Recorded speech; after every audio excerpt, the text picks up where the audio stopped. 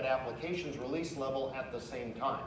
What is new is that going forward, if you have 12.2.8 and some random set of patches, let's say, on top of that, when we go to Fusion Middleware 12, you will not need to take a new rapid install. We won't have to build a 12.3 for you to take to get Fusion Middleware 12. Instead, we're going to take the exact set of code you have on 12.2.8 with all the exact patches you have, and we'll rebuild it for you on Fusion Middleware 12 and give it back to you. And that way there's no database upgrade, there's no evolution of the application's release level associated with that. It's sort of like moving from Solaris to Linux. We would take the exact set of files you have, rebuild them on the other operating system, and give that back.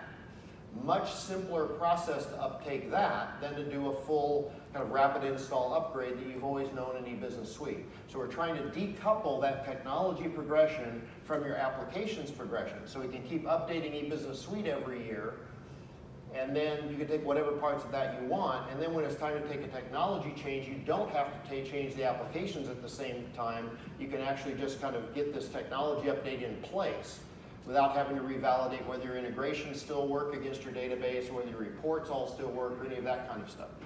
So going forward, if we did need to take another Fusion middleware version beyond release 12, let's suppose we progress to a 12.2.10 or a 12.2.13 or something, and it was time to take another Fusion middleware. If we needed to, we could do this all again and offer another technology-only update, another re-platforming to a later Fusion middleware, which again didn't disrupt your application release level. So that's the new strategy, which is why we don't have to have a 12.3 to deliver compatibility with middleware 12. We'll separate that as a different project. Okay, does everybody understand?